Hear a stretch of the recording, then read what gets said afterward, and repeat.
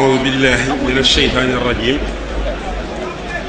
بسم الله الرحمن الرحيم الحمد لله رب العالمين الرحمن الرحيم مالك يوم الدين إياك نعبد وإياك نستعين اهدنا الصراط المستقيم صراط الذين أنعمت عليهم غير المغضوب عليهم ولا الضالين بسم الله الرحمن الرحيم والعصر إن الإنسان لفي خسر إلا الذين آمنوا وعملوا الصالحات وتواصوا بالحق وتواصوا بالصبر.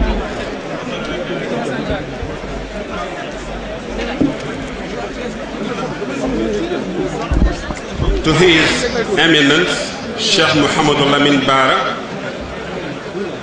General Khalif of the Murid community. To His Holiness Sheikh Sayyid al-Mukhtar Serigne Cheikh Matiley Mbacke. To His Eminence Sheikh Ahmadul Makhtar Mbacke, under the leadership of the Daira of the grandsons and great-grandsons of Sheikh Muhammad Moustapha, Serigne Cheikh Madina Mbacke, and Serigne Cheikh Abdul Fattah Gaynde Fatma Mbacke. We greet you with the greetings of peace and salutations. Assalamu alaikum wa rahmatullahi ta'ala wa barakatuhu. We are honored on this great day to celebrate the life and works of Sheikh Muhammad al-Mustafa, first Khalif of Sheikh al-Khadim. We celebrate his life and his work after 65 years from the time he departed from this world. It is long overdue, and it is high time that we, as Muslims, as Murids, revisit the conditions under which the stability, the philosophical cohesiveness, and the spiritual base of the Murid community was maintained in those hard times. Sheikh Muhammad al-Mustafa was a man of great intelligence, a gatherer, a man of firm conviction, a man of commitment, and a man of bold determination. Sheikh Ahmad Bamba, in reality, is a yardstick by which you measure the life and work of Sheikh Ahmad Bamba, of Sheikh Muhammad al-Mustafa, excuse me.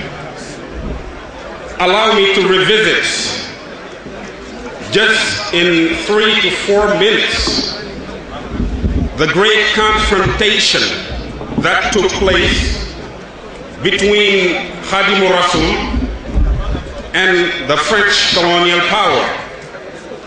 Because unless you know what happened between the French colonial power, which persecuted one man, one unarmed man, between 1895 to 1927, unless you know the context and conditions under which this man was persecuted, you cannot begin to even understand the conditions under which the mission of Sheikh Muhammad al-Mustafa was fulfilled.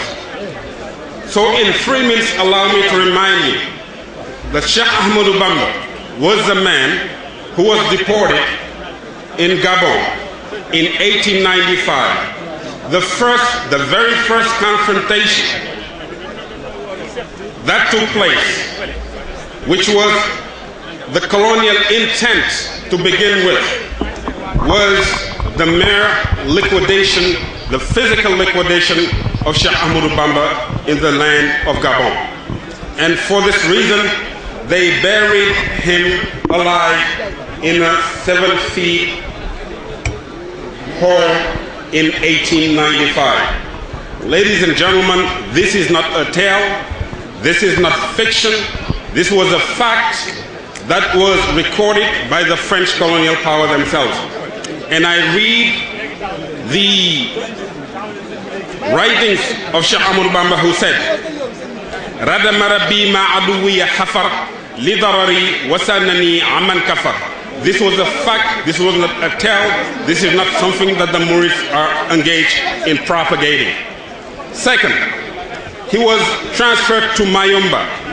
We know this was a fact. It was in Mayomba that indeed the French colonial power attempted to burn this man alive. And we can read on the chef's recordings and archives.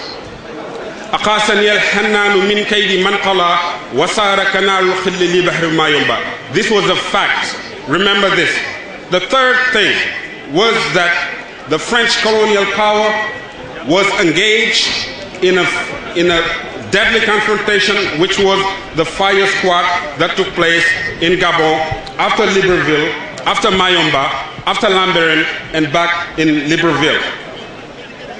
The Sheikh said he was the subject of a fire squad, and this was a fact. The Sheikh reads this by saying, he wrote it by saying, وَهَبَ لِلْوَهَابُ فِي سُلَاسَ مَا يُخْجِلُ الْعَشْرَةَ وَسَلَاسَ.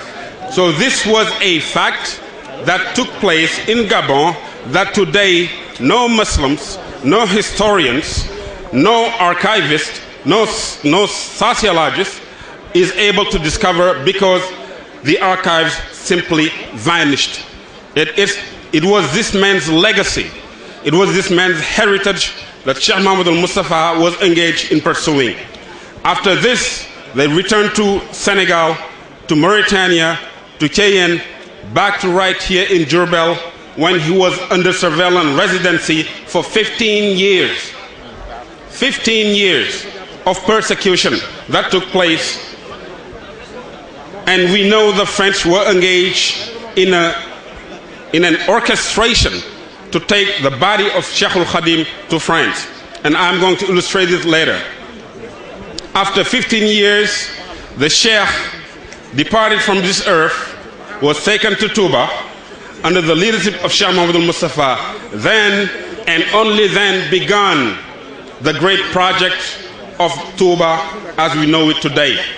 If Sheikh Mohammed al-Moustapha failed his mission in 1927, today you and I would not be able to either engage in a Magal or in a Gammu or in any other kind of Muslim celebration, because the French were engaged to disrupt the power base, dismantle the Mir community, and lived on as they did it in the past. So today, we are celebrating a man who engaged in the construction of a railway system, 40 kilometers, engaged 1,500 men, put into funds over 400 million francs those days, probably 40 billion francs today or more. This was a community that neither had oil, nor had diamonds, nor had gold, nor had any other natural resources, but they were mere peasants who used to go back and forth and engage in the cultivation of the farms. This, my friends, today is what we're celebrating. A faith, commitment, conviction, organization, philosophical cohesiveness, and indeed success in this world and the next. Mbokk yi ngeen dimbale ma sànni ci ñetti baat ci wolof ndax mënta ñàkk. 500 millions de personnes yuy wax anglais laa doon waxal moo tax ngeen wax ma fii ngeen woomoo ñuy wax anglais waaye du amaana du len nag ci mbooloo mi toog fii bu ñuy invité presse internationale ñu xam ne mandarin 1 milliard de personnes, anglais 500 millions de personnes, espagnol 400 millions de personnes, hindustani 300 millions de personnes, arabe topp ci russe topp ci malay topp ci bengali topp ci français soog cee topp nanu xam ni ñuy vulgariser la vie et l'œuvre du cheikh à travers le réseau médiatique. Wasalaamualeykum wa rahmatullahi wa barakatuhu. jërëjëf.